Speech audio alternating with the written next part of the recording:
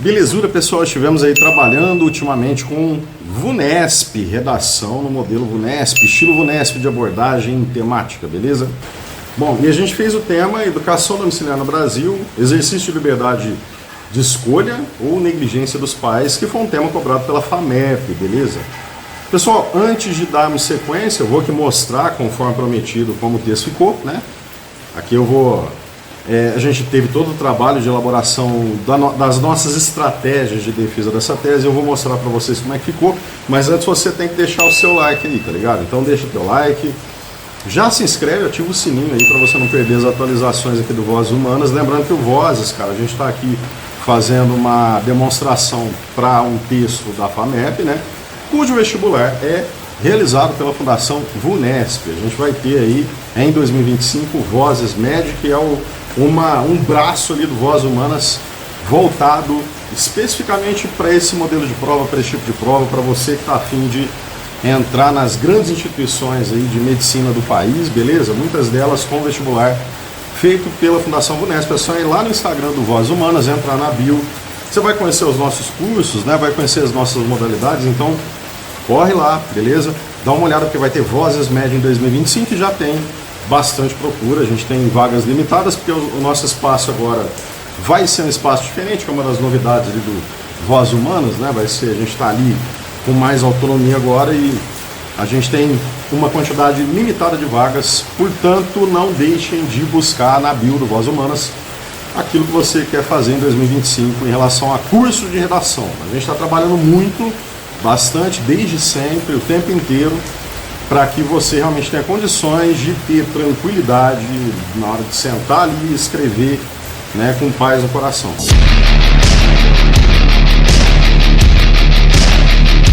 A educação domiciliar no Brasil, exercício de liberdade de escolha ou negligência dos pais? O meu texto ele ficou assim. Lembrando, eu não vou aqui também detalhar muito, né, o projeto que eu tinha feito ali, todas as estratégias que a gente já tinha trabalhado em sala de aula. Mas assim, a introdução, a gente vai lembrar que eu planejei fazer em 3 etapas, né? Então na primeira dessas etapas, que seria uma primeira frase, eu vou apresentar um repertório ilustrativo. Nesse caso aqui eu optei por trazer O Extraordinário, né? Um filme sensacional, aliás, inspirado no livro de mesmo nome, inclusive coloquei isso na redação. Então vai ser minha primeira etapa, cara. Eu vou falar do Extraordinário, do Olmi, né? Como ele, depois de ter uma fase aí de educação domiciliar, passou por opção dos pais e também pelos pais acreditarem que fosse importante para ele nesse trajeto todo, né, cara? Passou a frequentar a escola, beleza? Então essa é a primeira etapa. Na segunda etapa, a gente apresenta o tema, que é educação domiciliar, homeschooling, né, no caso, popularmente chamado aí. Aliás, tem educação domiciliar, para que falar homeschooling? Mas é só apresentar numa segunda etapa, então, a frase, não a frase em si, mas assim, o tema mesmo, né? Agora, esse lance de estar entre a liberdade de escolha e a negligência dos pais são os 2 pontos que têm que ser abordados nessa redação especificamente. Lembrando, galera, nas redações VUNESP, quando aparecem 2 pontos explícitos ou implícitos, né? Porque geralmente é uma pergunta ou tem alguma coisa implícita que você pode levar para vieses, né, opostos, 2 visões distintas, opostas, contrárias, vamos colocar assim, 2 visões contrárias sobre o mesmo tema, nem sempre contrárias, mas 2 visões, né, sobre o mesmo tema, cara, você vai ter que falar dos 2, beleza? Tem que falar dos 2. Então aqui, por exemplo, eu vou falar de educação domiciliar. Se eu tivesse falado só, vou defender a tese que é a negligência dos pais, né? Então não vou falar de liberdade de escolha. Tá errado, tem que falar da liberdade de escolha. Aí você vai me perguntar, mas peraí, não entendi, você tem que falar dos 2, mas vai ficar em cima do muro, cara? Não vou ficar em cima do muro. Eu vou falar da liberdade de escolha, eu vou falar que tem algumas pessoas que defendem isso como liberdade de escolha, que essa liberdade de escolha precisa estar acima de qualquer outra coisa, que é uma liberdade civil, constitucional, né, aquela coisa toda. Então eu vou trazer isso como uma verdade para algumas pessoas e vou refutar. Depois eu vou trabalhar com a contra-argumentação para eu colocar a minha visão, minha tese. Então, desenvolvimento 1, eu vou falar do que essas pessoas defendem, né, que é aquilo que eu não vou defender no meu texto, ou seja, liberdade de escolha. Eu até considero que seja de fato, né, se a criança está estudando em casa, quem optou por fazer isso foram os pais, eles estão exercendo uma liberdade, mas essa liberdade eu vou mostrar que não pode estar acima também algumas questões aí que para mim são mais relevantes, né? No caso do meu ponto de vista da tese que eu vou defender, beleza? Então, já está pronto ali, né? Vou falar de liberdade de escolha, desenvolvimento 1, vou falar de desenvolvimento 2, o que eu vou colocar? Vou reforçar minha tese, que no caso ali reforçar, né? Vou provar minha tese, vou trazer argumentos para sustentar minha tese.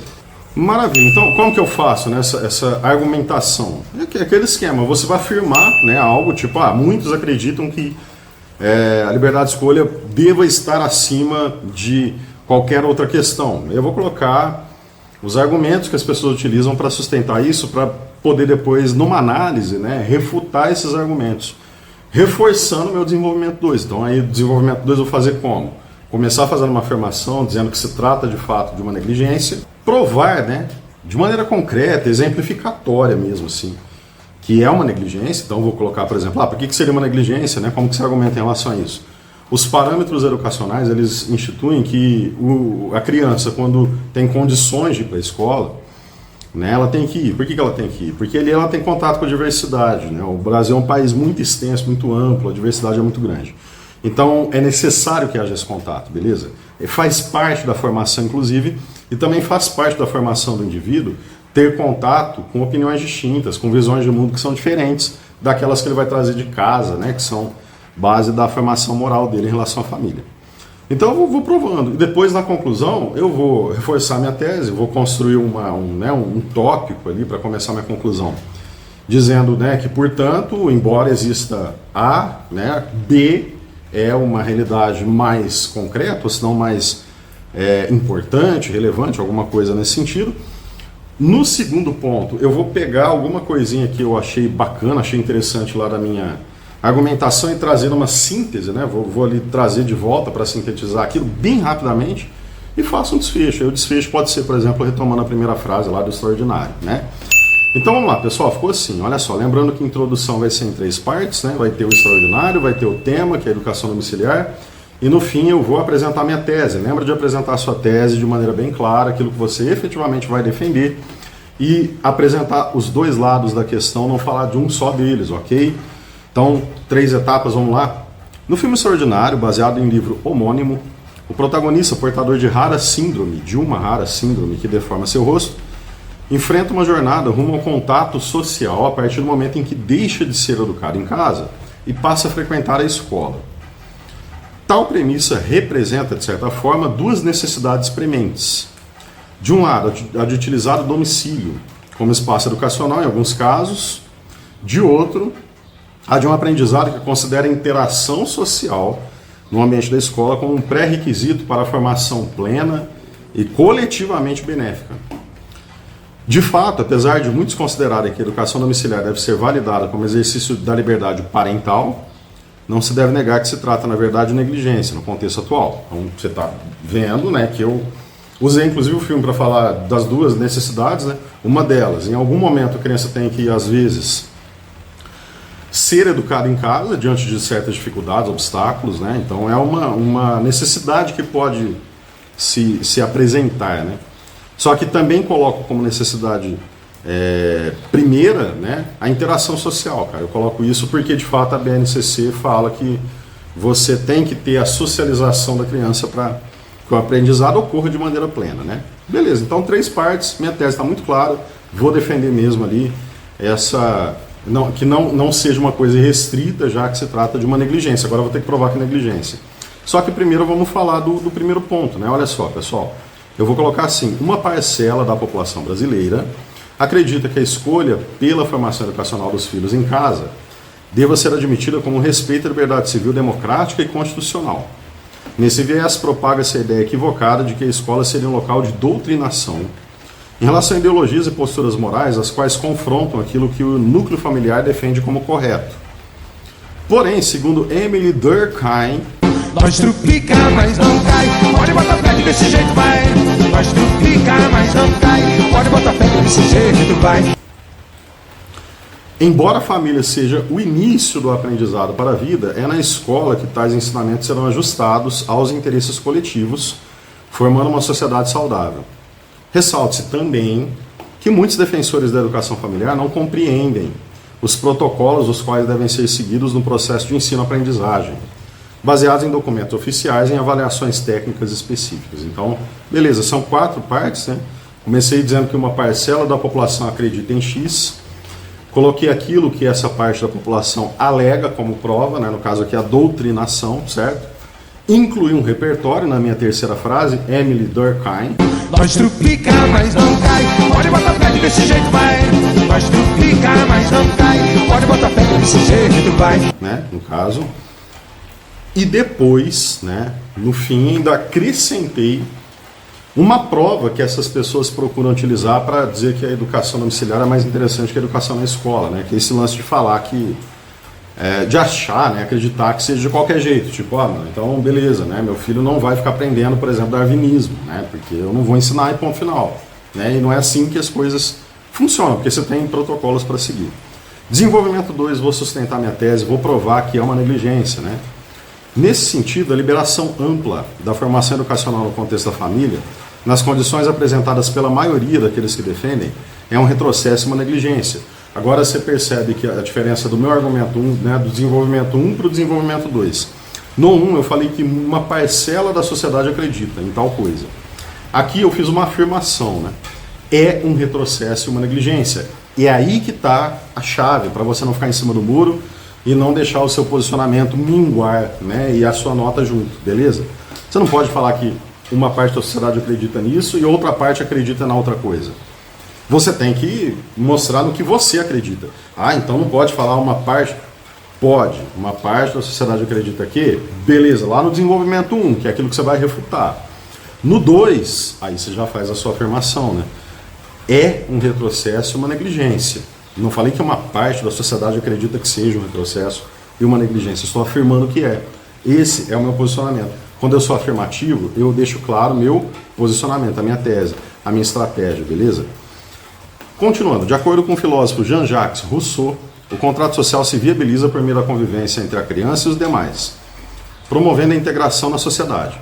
No entanto, o afastamento do convívio acadêmico dificulta a interação com a diversidade, elemento central em um país vasto culturalmente e etnicamente como o Brasil, e impede o processo educativo de ocorrer plenamente, respeitando os parâmetros definidos por documentos oficiais.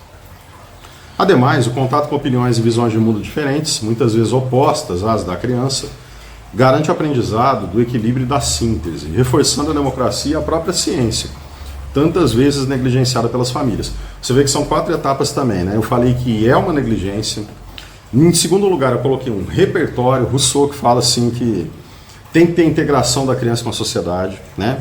Beleza? Isso ele vai falar lá em Emílio e a Educação. Maravilha. Aí eu vou mostrar a prova dizendo que a educação domiciliar afasta a criança do convívio acadêmico com a diversidade, né, com pessoas diferentes, que vêm de origens diferentes, que pertencem a classes diferentes, muitas vezes, né, nem sempre acontece de fato, mas enfim, que vem de fato de que tem assim, né, essa cara que é o Brasil, a diversidade muito ampla que existe no Brasil. Né? E outra coisa, mostrei também, provei que o próprio contato com a opinião divergente, ela é construtiva, né? Para aprender o poder de síntese, o equilíbrio na hora de dialogar, não é? E a ciência, que é negligenciada pra caramba por muitas dessas famílias que pregam que não vai ter doutrinação não, que o meu filho vai ser ensinado em casa. É isso. E agora, a conclusão, em suma, eu poderia colocar, né, o portanto aqui, ficou uma confusão esse jeito de eu falar, mas vamos lá. Em suma, entende-se que a liberdade dos pais é fundamental no ensinamento das questões morais e éticas, mas a educação restrita ao domicílio é uma negligência. Nos casos em que não há grandes impedimentos para que a criança frequente a escola, a exposição ao convívio e ao aprendizado efetivo, por meio do contato com pessoas diferentes, opiniões diversas e com campo científico, são chaves para que a coletividade progrida. Desse modo, assim como o extraordinário AUG, as famílias que amam e cuidam devem deixar de privar seus filhos do verdadeiro conhecimento e permitir que se encantem com tudo o que o mundo tem a ensinar. Fiz meu desfecho, são 3 partes que tem nessa conclusão, né? Primeira parte, então, reforça sua tese, coloca ali seu posicionamento. Segunda parte, eu trouxe esse lance do contato, a importância do contato com a diferença na escola, que a escola proporciona. E numa última etapa eu retomei AUG, o extraordinário, né, que eu tinha citado lá no comecinho. É isso, qualquer dúvida, chama o Vozes, junte sua voz ao Vozes, beleza?